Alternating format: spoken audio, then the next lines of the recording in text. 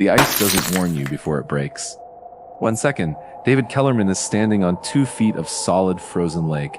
The next, he's underwater in the Boundary Waters, March cold wrapping around his chest like a steel V's crushing his ribs.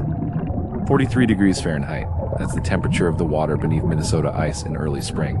Your body has 3 minutes, maybe 4 if you're lucky, before cold shock response shuts down your diaphragm. David knows this. He's taught it to hundreds of students.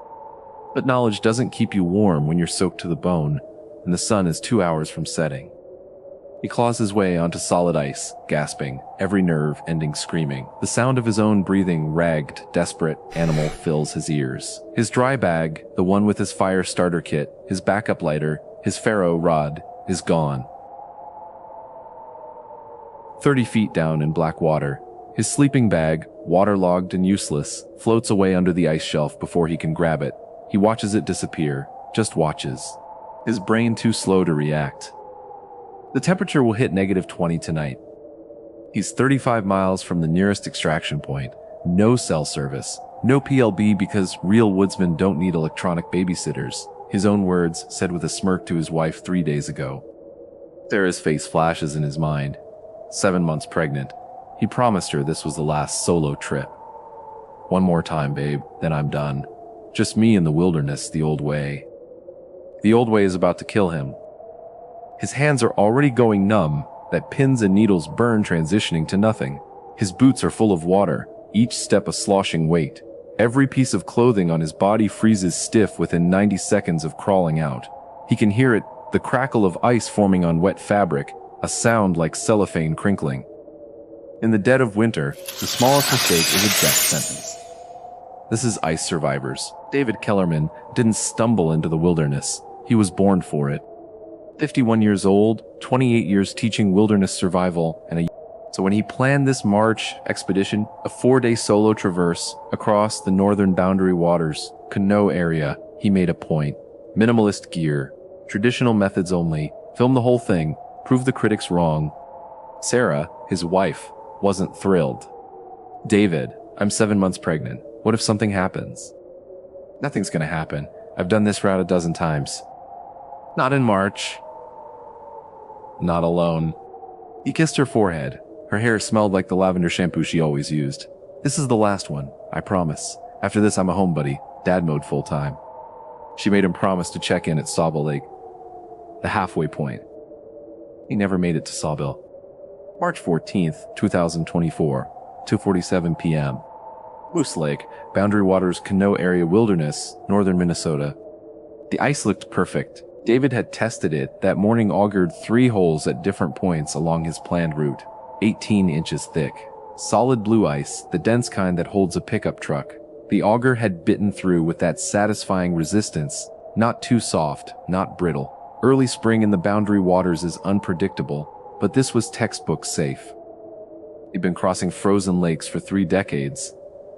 He knew how to read ice like most people read street signs. Except ice doesn't follow rules when temperatures swing.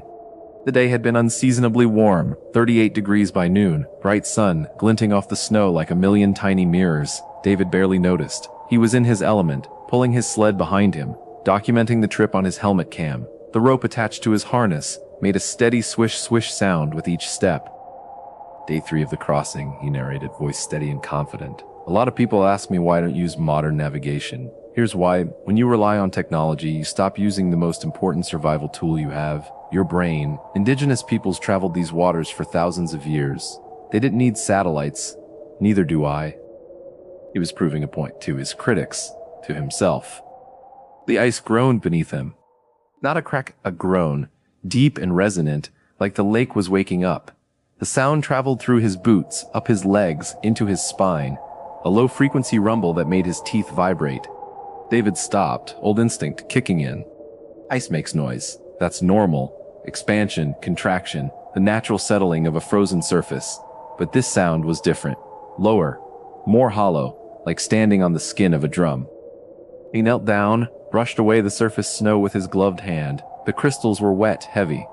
Underneath, the ice looked thick, still solid, that deep blue color you want to see. He tapped it with his knife handle. Thunk. Thunk. Good tone. No hollow echo. Just the lake settling, he said to the camera. Nothing to worry about. He stood up. The world dropped out from under him. No warning. No spiderweb of cracks spreading across the surface like in the movies. Just instant, catastrophic failure. One moment, solid ground. The next, nothing but black water opening like a mouth and swallowing him whole. The cold didn't just hit him. It punched every molecule of air from his lungs. 43-degree water slammed into his chest, not cold, sharp like 1,000 needles driving into his ribs all at once. His muscles locked. Not a choice. Pure biology. His diaphragm seized, a steel band crushing his lungs from the inside. 1 second. 2. 3. His brain screamed, breath. Breath. Breath. But his body was a frozen statue, sinking. Cold shock response. He thought about it 100 times, lectured on it, demonstrated the physiology in heated classrooms while students took notes. Hyperventilation, gasping reflex, inability to hold your breath, cardiac arrest in extreme cases. Knowing about it didn't make it any less terrifying. 4 seconds. 5. His vision tunneled to black pinpricks. Bubbles escaped his mouth. He could hear them, a rushing sound in his ears mixed with his own heartbeat pounding like a war drum. Finally, 6 seconds. 7. His diaphragm unlocked. He gasped, sucked in precious air, then immediately went under again as his waterlogged parka dragged him down like an anchor. The weight was incredible. 50 pounds of soaked fabric pulling him toward the lake bottom. Don't panic. Don't thrash. Orient yourself. He forced his eyes open. The water was murky green darkness, sediment swirling, bubbles rising, fat silver orbs climbing toward the light. He followed them up, kicked hard against the weight, broke the surface. The edge of the ice hole was 3 feet away, might as well have been 3 miles. He swam clumsy, heavy, every stroke a battle against the weight of soaked clothing. His arms felt like lead. His gloves were already frozen stiff, ice forming on the outside. He couldn't feel his fingers, just the vague pressure of his hands hitting water. Pull. Pull. Get out. He grabbed the edge of the ice, threw his upper body onto it. The ice held, that sick moment of suspense where it could go either way. He kicked, water streaming off his legs, dragged himself forward. Army crawled, 10 feet from the hole, 20, 30. Then he collapsed, gasping, shaking, alive.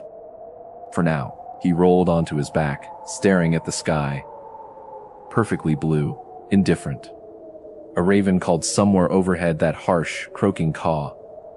The sound echoed across the empty lake. His sled was gone, sunk or floated away under the ice. He didn't know, didn't see. The rope had snapped when he fell. He could see the frayed end still attached to his harness, wet fibers frozen together. Everything was in that sled. He sat up with numb, clumsy hands. Took inventory. Still on him.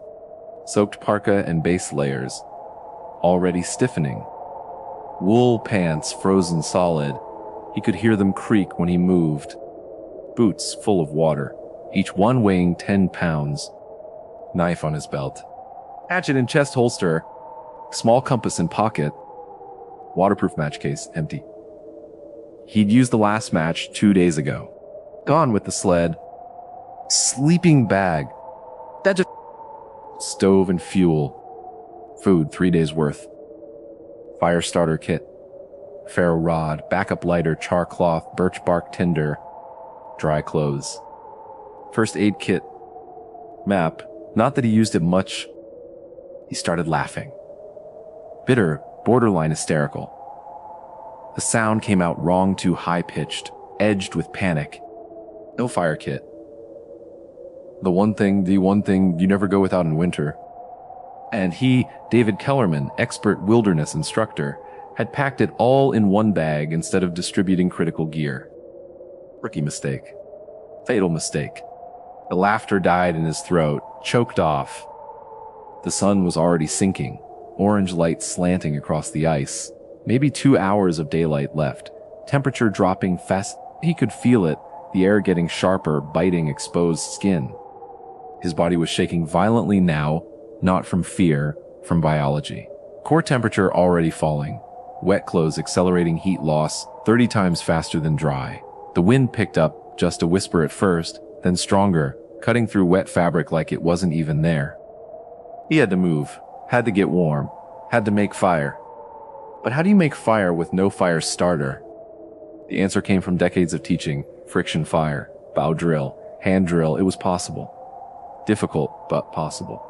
He'd done it dozens of times in demonstrations, in controlled environments, with warm, dry hands, never soaking wet, never with frozen fingers, never with his life actually depending on it. David forced himself to stand. His legs shook, violent tremors running from hip to ankle. His boots squished with every step, water already turning to slush against his skin. He could feel ice crystals forming inside his socks, that crunching sensation with each movement. He looked around. The shoreline was 200 yards away, dark wall of pine forest, thick underbrush visible even from here. Shelter material, firewood, survival. 200 yards might as well have been 2 miles. Every step was agony. His clothes were freezing to his body, stiff and crackling. The sound was constant now, crinkle, crack, crinkle like walking wrapped in aluminum foil. His fingers were white, waxy, early frostbite setting in. The burning sensation was already fading to numbness. Move. Keep moving. If you stop, you die. He stumbled forward. One step. Another. His breath came in clouds, white vapor that froze in his beard instantly, creating a mask of ice on his face. The forest waited. Dark. Silent. Indifferent. David reaches the tree line with less than an hour of daylight remaining. His core temperature is dropping fast. He can feel it in the confusion creeping into his thoughts, the way his vision keeps blurring.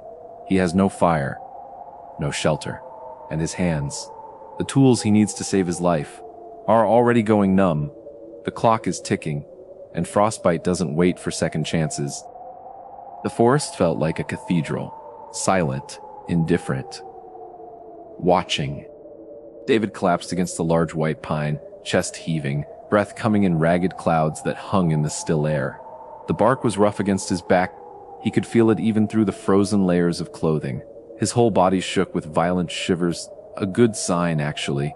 Shivering meant his core temperature was still above 95 degrees. When the shivering stopped, that's when hypothermia became critical. He didn't have much time.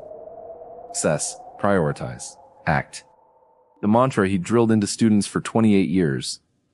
Words he could recite in his sleep. Assessment. Soaking wet, air temperature dropping towards 0, maybe 40 minutes of usable daylight left. No shelter, no fire, hands compromised, white fingers, loss of dexterity, burning pain transitioning to numbness. That transition was the dangerous part. Once the pain stopped, the tissue was dying. Priority, fire. Everything else was secondary. Without fire, he'd be dead by midnight. Simple math. Action. Friction fire. The old way. The way he'd built his entire reputation on. He'd never wanted to be wrong about something so badly in his life. David pulled off his gloves, frozen solid, useless. They came off with a crackling sound, ice-breaking. His bare hands were worse. Fingers swollen, skin waxy white with red blotches. He tried to make a fist. His fingers barely responded, just a weak curl, like watching someone else's hand move in slow motion. Don't think about it, just move. He forced himself upright, scanned the area. The light was fading fast, that gray twilight that comes before true dark. He needed specific materials. Spindlewood. Dry, straight, dead-standing cedar or willow. Fireboard. Flat piece of soft wood. Bough. Curved branch, strong and springy. Cordage. Inner bark. Roots. Something to string the bough. Tinder bundle. Dry grass, shredded bark, anything that catches ember. In summer, he could gather these materials in 10 minutes, blindfolded. Now, with frozen hands and fading light, every task became a nightmare. He stumbled deeper into the forest, looking for standing deadwood. Snow was 3 feet deep off the trail. He post-holed with every step, sinking to his thighs, expending precious calories. Each step made a soft whump sound. Then silence. Then another whump. The rhythm of desperation. There, a dead cedar sapling, still upright, dry, perfect. He could tell from the way the bark hung loose, the gray color of seasoned wood. He pulled out his hatchet, tried to grip it. His hand wouldn't close. The hatchet fell into the snow with a muffled thud. Panic spiked hot and immediate, flooding his chest. He bent down, fumbling, picked it up with both hands pressed together, wedged the handle between his palms like a child holding a crayon, swung awkwardly at the cedar. Missed. The blade bit snow. He pulled it out, tried again. Thwack. The blade bit wood, not deep. Maybe an inch. 10 swings, 20. His arms burned. Finally, the sapling cracked, a sharp snap that echoed through the quiet forest and fell. He was gasping, dizzy. Black spots dancing in his vision. That simple task had taken 15 minutes. 15 minutes of daylight he didn't have. The sun touched the horizon, orange fading to purple. Faster, move faster. He stripped a 2-foot section for the spindle, carved it as smooth as his numb hands allowed. Wood shavings fell into the snow-pale curls against white. Found a flat piece of birch bark for the fireboard. Used his knife gripped between both palms like a chisel to carve a small depression. His movements were clumsy, imprecise, not the clean cuts he demonstrated 1,000 times. Bow. He needed a bow. He found a curved maple branch, tested its flex. It bent good spring, decent curve. Good enough. Now cordage. This was where it got desperate. Traditional cordage took time, stripping bark, twisting fibers, braiding. Hours of patient work. He didn't have hours. He had minutes. His bootlace. David sat down hard in the snow, fumbled with the frozen knots on his boot. His fingers were so numb he couldn't feel the lace. He had to watch his hands to make sure they were actually moving like operating a puppet, giving commands that may or may not be followed. 3 minutes to untie one boot. His fingers slipped. The knot wouldn't budge. He used his teeth, bit down on the frozen lace, tasted ice and dirt, worked it loose. Another 4 minutes for the second boot. He was sobbing with frustration by the time he pulled both laces free. Tears froze on his cheeks instantly. He could feel them, tiny points of ice clinging to his beard. Tied them together, fingers barely responding, strung the bow. The light was almost gone, maybe 10 minutes left. The forest was already deep shadow, only the snow still held light, reflecting that last gray glow. He assembled the bow drill with shaking hands, positioned the fireboard, set the spindle, wrapped the bowstring once around the spindle. The bootlace was stiff, frozen in places, not ideal, but it was all he had. This is it. This has to work. He pressed down on the spindle with a flat piece of wood, started sawing the bow back and forth, back, forth, back, forth. The spindle turned, friction, heat building somewhere he couldn't feel, smoke rising from the fireboard, thin gray wisps that smelled like burning cedar. Hope surged. Hot and desperate in his chest. He sawed faster. The spindle spun, grinding into the fireboard, creating a small coal of ember dust in the depression, the notch filled with dark powder. Smoke poured. More now. The smell of burning wood filled the air, sharp, resinous. Almost. His hands were shaking so badly he could barely control the bow. The spindle wobbled, slipped out of the fireboard. No. He repositioned it. Hands trembling. Started again. Sawing, watching the ember dust build. The smoke was thick now. Real smoke. He was close. So close. Then the bowstring snapped. A sharp pop. A frozen, brittle bootlace weakened from ice, and friction broke clean in half. The bow fell apart in his hands. David stared at it, at the pieces, at the smoke dissipating into nothing. Then he screamed. Raw, primal, the sound of a man watching his survival slip away. The sound tore out of his throat, animal rage and terror and disbelief all mixed together. Birds scattered from nearby trees. The sound echoed, then died. Silence. He threw the bow into the snow, grabbed the spindle, tried to hand drill it, just spinning it between his palms fast and hard, the most primitive method, the way his ancestors did it 10,000 years ago. 10 seconds. 20. His palms were bleeding. He could see it, dark smears on the wood. The spindle barely warmed. No smoke. No heat. Nothing. It was impossible. With warm, dry hands, maybe. But not like this. Not with hands that wouldn't grip, wouldn't feel, wouldn't obey. The last light faded. Darkness swallowed the forest. Complete. Absolute. The kind of dark that presses in, that has weight. David sat in the snow, surrounded by the scattered pieces of his failed fire attempt, and felt something he'd never felt in 3 decades of wilderness survival. Helplessness. Complete, absolute helplessness. His body was shutting down, shivering, becoming weaker, stuttering now, intermittent, core temperature dropping into the danger zone. He could feel it, the creeping numbness, the confusion starting to cloud his thoughts, words getting mixed up in his head. I'm going to die out here. The realization hit him like a physical blow, not metaphorical, actual impact. His chest tightened. His breath caught. Sarah's face flashed in his mind. 7 months pregnant, waiting for him, trusting him, believing his promise. I promised, he whispered. His voice was strange, slurred. I promised I'd come home. His hand went to his pocket, found his phone waterlogged, dead, useless. The screen was black, cracked, but there was a photo on the lock screen he could picture in his mind. Sarah, smiling, hand on her belly. That photo from their gender reveal party 2 months ago. He'd never see his child. Never hold that baby, never hear that first cry, never watch those first steps. The thought broke something inside him. No, the word came from somewhere deep, primal. The same place that had kept humans alive for millennia in conditions just like this. The place before language, before thought, pure survival instinct. No. Not like this. If he couldn't make fire, he had to make shelter, insulation, something, anything, to slow the heat loss. David forced himself to move. Every muscle screamed protest.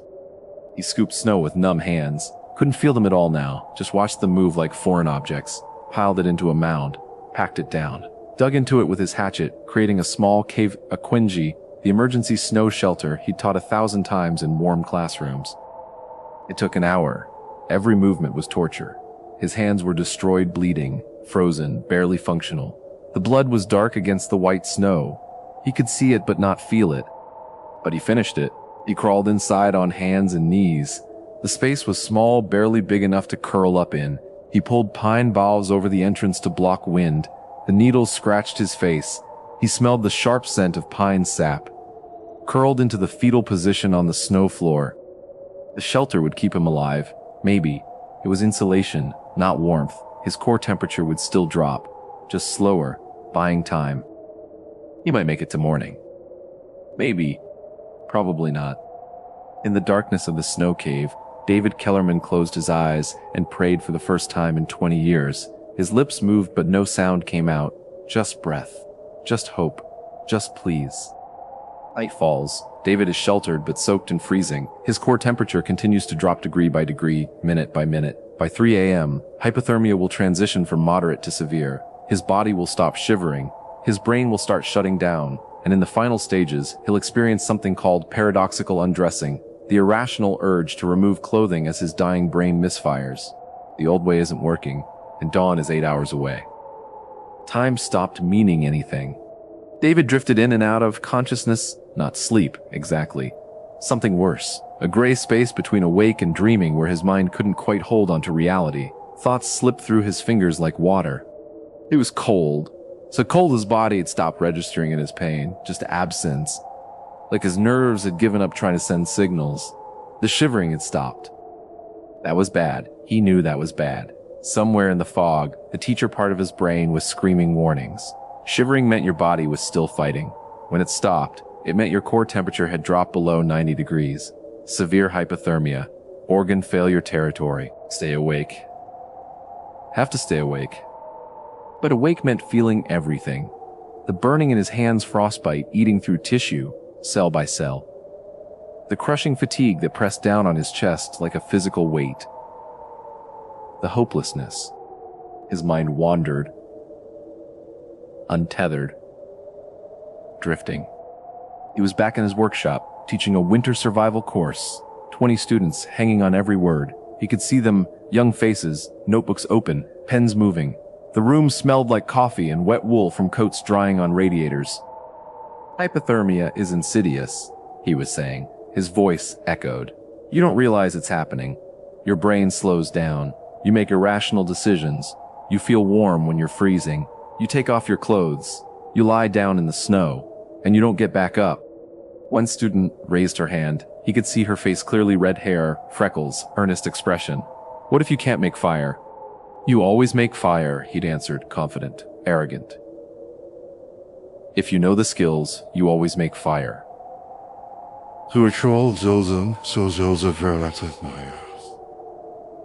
If you know the skills, you always make fire. The memory dissolved like smoke. Arrogant. So goddamn arrogant. He believed his own mythology. The expert, the teacher, the man who didn't need modern safety nets because he had knowledge, because he was David Kellerman, because he knew better. Knowledge didn't keep you warm. A PLB personal locator beacon would have saved him. One button press, satellite signal, rescue within hours. Simple, foolproof, technology that actually worked when you needed it most. But he'd refused. Electronic babysitters for people who don't know the land. His exact words. Dismissive. Superior. Sarah had begged him to take one. What if something happens? Nothing's gonna happen. Famous last words. David's thoughts spiraled, confusion setting in another symptom. His brain wasn't getting enough oxygen, enough warmth. Neurons misfiring, signals crossing, reality blurring. He started seeing things. Movement in the corner of the snow cave. Shadows that weren't there. He heard voices, whispers in the wind that sounded almost human, almost recognizable. Hallucinations. It's just hallucinations. But they felt real. More real than the cold. More real than the darkness. He saw his father, dead 10 years, sitting across from him in the snow cave, wearing the flannel shirt he always wore when they went fishing. David could smell pipe tobacco and Old Spice. You always had to prove something, Davy, his father said. His voice was exactly right, that gentle rumble, slightly hoarse. Never could just accept help. I don't need help, David mumbled. His lips were numb. The words came out slurred. I know what I'm doing. You're dying. I'm fine, just cold. You're dying because you were too proud to admit you're not invincible. David tried to argue. His mouth wouldn't form the words. His tongue felt thick, frozen. His father faded, dissolving into shadow. Sarah appeared. But wrong. Pregnant belly gone, eyes hollow, dark circles underneath. Her hair was different, longer than he remembered. You promised, she said. Her voice broke. He could hear tears in it. You promised this was the last time. I'm sorry. His voice was barely a whisper, a breath. I'm so sorry. I'm so sorry. I'm so sorry. Our baby won't have a father because you needed to prove you were better than everyone else. The words cut deeper than the cold, deeper than any physical pain. She was right. This whole trip, the minimalist gear, the refusal to bring backup navigation, the deliberate rejection of safety protocols, it was all ego, all pride, proving a point, showing the critics he didn't need their technology, that he was the real deal, the expert they could never be. And now his child would grow up without a father because of it. The thought should have devastated him. Instead, he felt warm. Pleasantly warm, actually. The cold was fading. He was comfortable, almost cozy. The sensation spread from his core outward, a gentle heat that made him want to relax. To rest. Wait. Some distant part of his brain, the part still clinging to survival instinct, recognized this. Terminal burrowing, paradoxical undressing, the final stages. His body was shutting down. His brain, starved of oxygen and warmth, was misfiring, sending false signals, making him feel warm when he was freezing to death. It was a lie, a cruel trick, the brain's last desperate attempt to make death comfortable. People in late-stage hypothermia often stripped off their clothes, confused and disoriented, convinced they were overheating. They'd be found naked in the snow, frozen solid, peaceful expressions on their faces. David's hand moved to his jacket zipper. The movement was automatic, unconscious. No.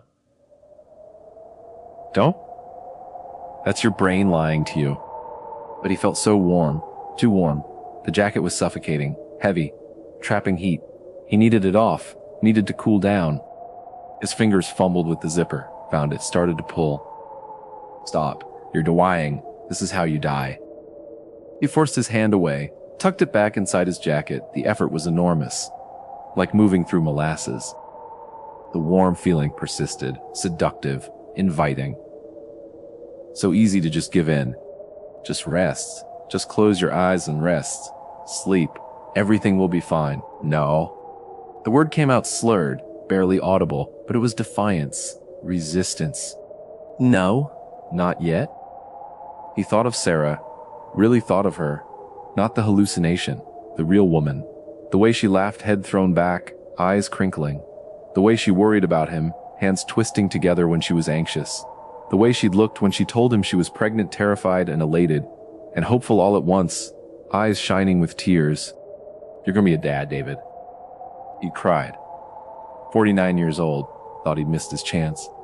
And suddenly he was gonna be a father. A girl. They'd found out last month. A daughter. He'd promised Sarah everything. Safety, presence, no more risky solo trips. And then he'd left anyway. One last time, one last trip to prove he was still the expert, still relevant, still the David Kellerman who didn't need anyone or anything. Stupid. So unbelievably stupid. If I survive this... The thought was interrupted by sound. Real sound, not a hallucination, different from the whispers. Cracking. Wood cracking, sharp, close. David's eyes opened. He hadn't realized they'd closed. His vision was blurry, doubled. The darkness of the cave swam. More cracking.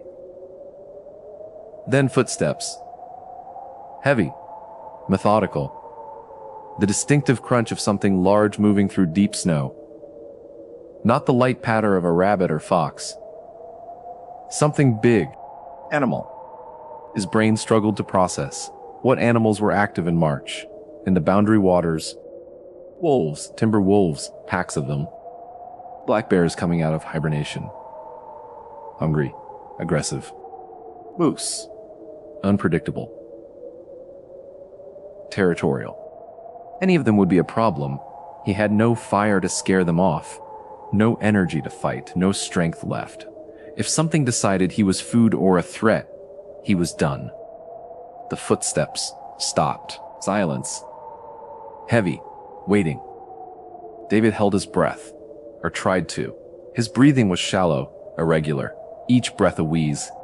More silence. Then a sound that made his blood freeze colder than the air. A low growl.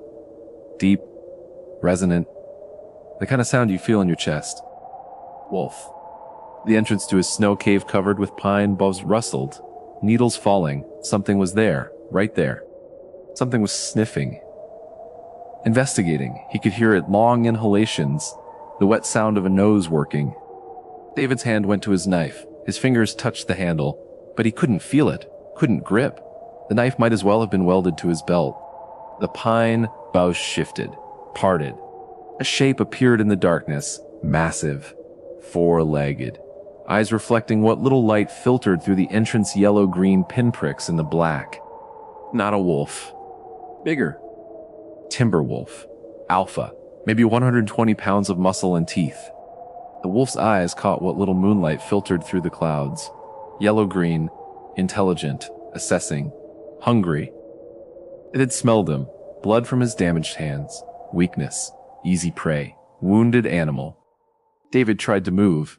His body barely responded, just a weak twitch. Nothing threatening. Nothing that would scare off a predator. The wolf growled again, closer now, head partially inside the cave entrance. David could smell it. Wet fur, musk, the sharp scent of wild animal. This was it. Survive hypothermia only to get torn apart by a wolf. Bled out in a snow cave, alone.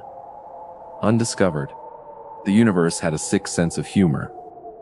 The wolf lunged and stopped. Sniffed the air, long, deliberate inhalations. Its head tilted, confused. Then it pulled back. Growled once more lower, uncertain. Then left. David heard it padding away through the snow, the sound receding, disappearing into the forest. He didn't understand. Why? Why leave? Then he realized. He smelled like death. His body temperature so low, his metabolism so suppressed, he probably didn't register as food. He registered as a corpse, already dead. Not worth the effort. The wolf moved on to find living prey. David lay in the darkness, too exhausted to feel relief, too cold to feel anything. The night stretched on, endless, eternal. He slipped in and out of consciousness. Minutes felt like hours. Hours felt like seconds. Time became meaningless, just darkness and cold and the slow shutdown of his body. Somewhere in the depths of the night, he stopped thinking about survival. He just drifted, waiting for it to end. Dawn breaks. David is still alive barely. His core temperature has dropped to 86 degrees. Severe hypothermia. His heart is bradycardic, beating less than 40 times per minute, each beat weak and irregular. His hands and feet are frozen solid, tissue damage irreversible. But something is different. Through the entrance of the snow cave, he sees light. Not just dawn, something else. A reflection? Metal? A structure? His oxygen-starved brain can't process what it's seeing, and he's too weak to investigate. Rescue seems impossible, but sometimes, survival comes down to one last impossible choice. David became aware of light. Not the gray half-light of hypothermia dreams. Real light, orange, warm on his eyelids. Sunrise. He was alive. The realization was distant. Clinical, like observing someone else's life through a window. He tried to move. His body didn't respond. Paralyzed. Not from injury, from cold. Every muscle rigid. Joints locked. Frozen, in place like a statue. How long? No way to know. His phone was dead. The night had been infinite. It could have been 6 hours or 16 or 3 days. Time had lost meaning in the darkness. The light grew stronger, brighter. David's eyes focused slowly, painfully. Blinking felt like sandpaper scraping across his corneas. He was staring at the entrance to the snow cave. Pine boughs, snow, and beyond, metal. He blinked. The image didn't change. A structure, man-made, maybe 60 feet away through the trees, angular, reflective. Hallucination, has to be. But it didn't fade, didn't shift or morph like the visions of his father and Sarah, didn't dissolve when he blinked. It stayed solid, real. Sunlight glinting off metal surfaces. A cabin. No, too small, too angular, wrong shape. A fire tower? Understanding came slowly through the fog of hypothermia, thoughts moving like cold molasses. The old ranger station. 20 years abandoned. He'd seen it on maps, marked as historical site not maintained. He dismissed it during planning, too far off his route, not worth the detour, irrelevant to his plan. But ice drift. The break. The desperate stumbling to shore in the wrong place. He'd ended up less than 100 yards from it. If he'd known, if he'd had his map, if he'd used his GPS, if he hadn't been so goddamn proud. Stop. Doesn't matter now. What mattered? Structure meant shelter. Maybe supplies. Maybe God-willing emergency cash. Old ranger stations used to stock emergency provisions. Matches. Blankets. First aid. Flares. Most had been cleared out decades ago. But maybe. David tried to move again. This time, his fingers twitched. Barely. Just a millimeter. Enough to tell him they were still attached. Still part of his body. He didn't know if that was good or bad. Frostbite this severe, he'd seen it before in students who ignored warnings, pushed too hard. The tissue was dead, black, necrotic. The fingers would have to come off. Amputation was the best case scenario. But alive with 9 fingers was better than dead with 10. Move. You have to move. He pulled his arms close to his chest. The movement was glacial. Every centimeter an effort. Tucked his knees up. Rocked. Building momentum like a turtle trying to flip over. It took 5 minutes to roll onto his side. 10 more to get to hands and knees. His hands screamed. Pain so intense his vision whited out. White-hot agony that made him gasp. He collapsed, face in the snow, gasping. Get up, get up. He crawled out of the snow cave, inch by inch. The entrance was barely wide enough. Pine boughs scraped his face. He tasted blood where a branch cut his lip. The morning was brutally cold, clear sky, no clouds to trap heat, probably 15 below zero. The air burned his lungs with each breath sharp, cutting. But the sun was out, and sunlight, even weak March sunlight, was hope, was life. The ranger station was across an open clearing, 60 feet through pristine snow. 60 feet might as well have been 60 miles. David started crawling. 6 inches. A foot. Rest. Breathe. Move again. His hands were useless. He used his elbows, dragged himself forward through the snow like a wounded animal, like something dying. Each movement left a trail dark smears where his hands bled into the white. Every foot was agony. His brain kept trying to shut down, to sleep, to give up. Voices in his head whispering, stop, rest, just for a moment. You've earned it. Sarah. Think of Sarah. Her face, her voice, the baby, their daughter, the life waiting for him if he could just keep moving. You don't get to quit. Not now. Not when you're this close. 20 feet. 30. He was crying. Didn't realize it until he felt the tears freeze on his cheeks. Little ice crystals clinging to his beard. Salt burning where the wolf's breath had chapped his face. 40 feet. The structure was clearer now. Old fire tower platform, maybe 15 feet off the ground. Beneath it, a small equipment shed.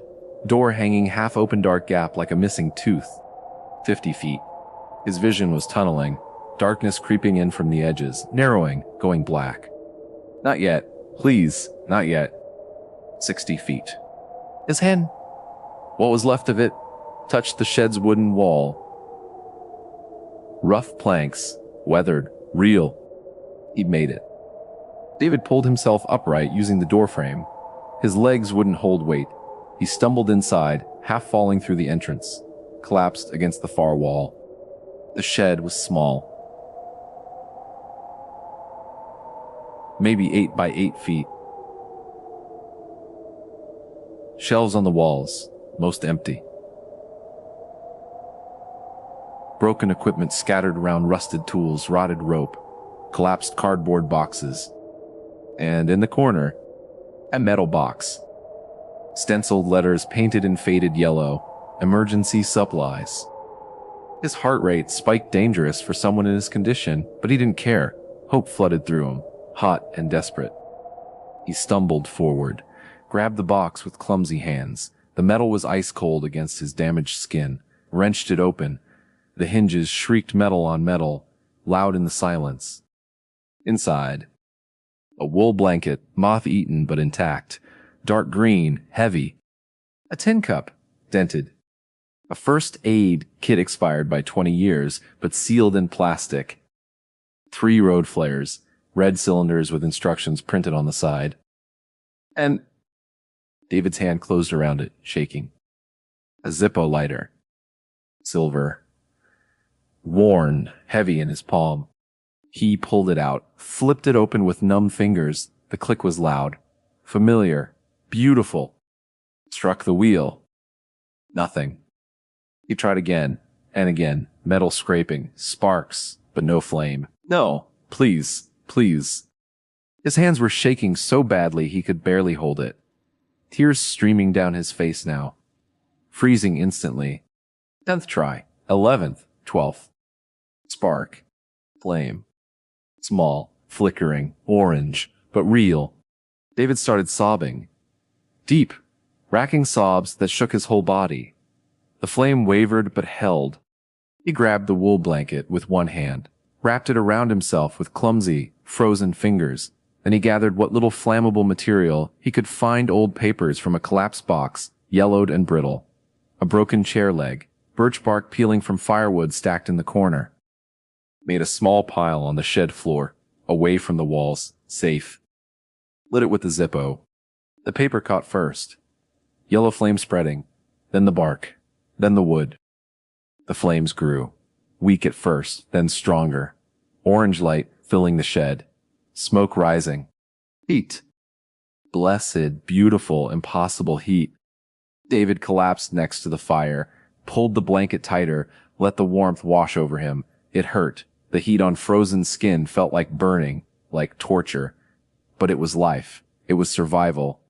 He fed the fire carefully, small pieces, conserving fuel. His hands barely worked, stiff, damaged, bleeding.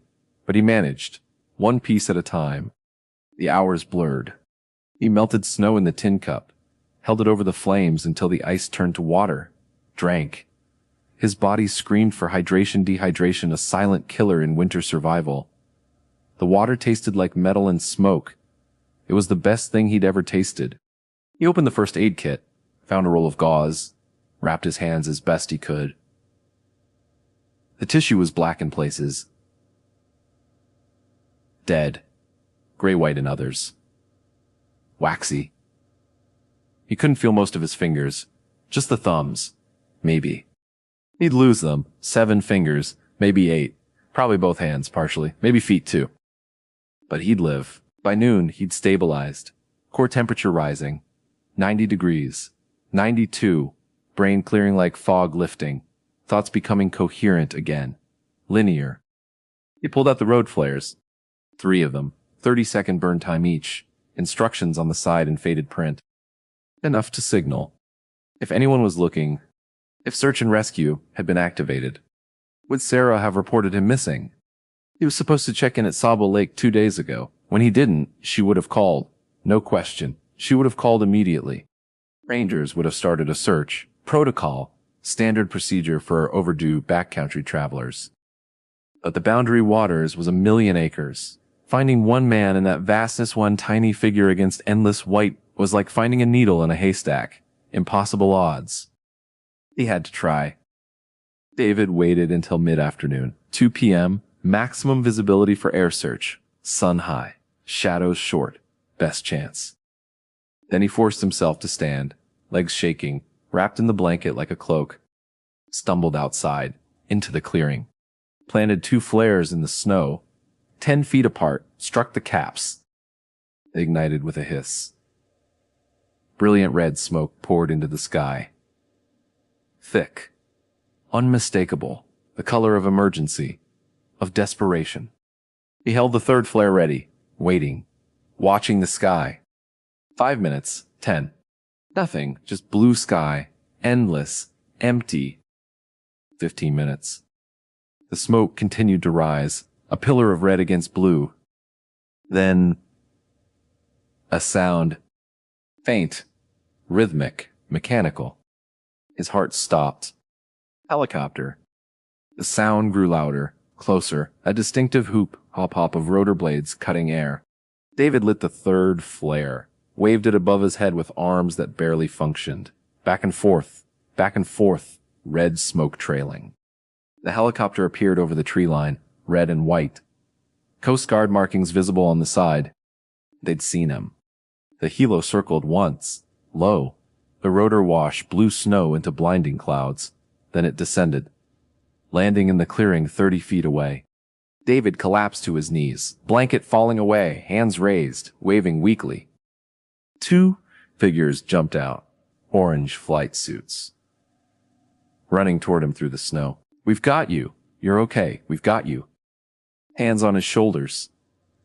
Voices, real voices. Human contact. It was over. He'd made it. David closed his eyes. Alive. They airlifted him to Duluth, St. Luke's Hospital. Severe hypothermia. Core temperature 86 degrees on arrival. Frostbite requiring partial amputation of 7 fingers and 3 toes. 3 weeks in intensive care. Infection. Sepsis.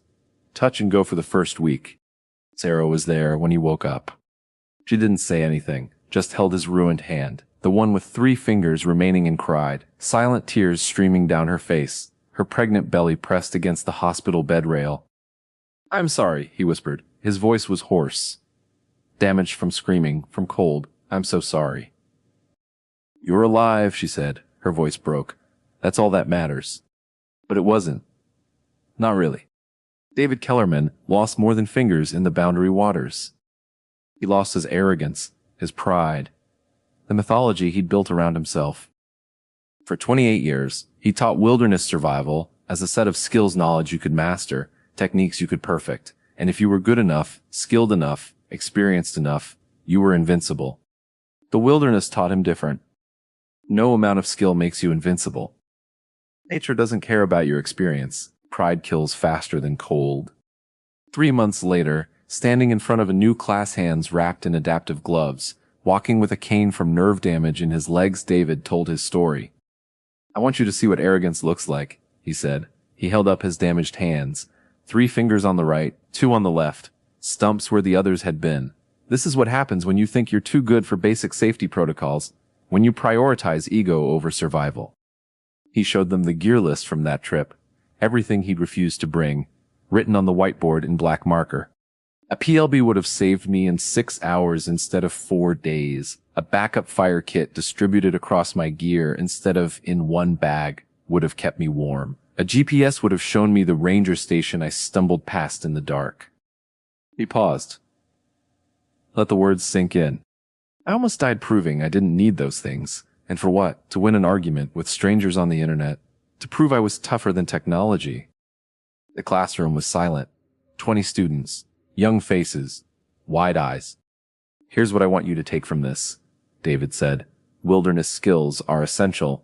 Learn them. Master them. They can save your life. But never let those skills convince you that you don't need backup, that you're above basic safety protocols, that you're too experienced to fail." He looked each student in the eye. "Bring the PLB.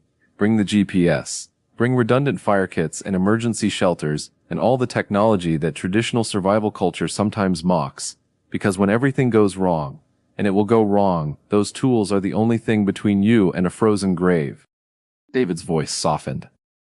"My daughter was born 2 months ago. Emma, 6 pounds, 3 ounces. Perfect. I got to hold her with what's left of my hands. I get to watch her grow up. I get that gift because strangers in a helicopter had coordinates to search. Because my wife called for help when I didn't check in. Because technology I refused to carry still saved me through other people's preparedness."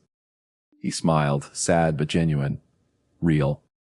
The old way works, until it doesn't, and you don't get to choose when it fails. Nature chooses, so give yourself every advantage, because survival isn't about proving you're tough enough to do it the hard way. He paused one final time. It's about coming home alive. Ice Survivor's lesson: humility is a survival skill. Pack your ego last.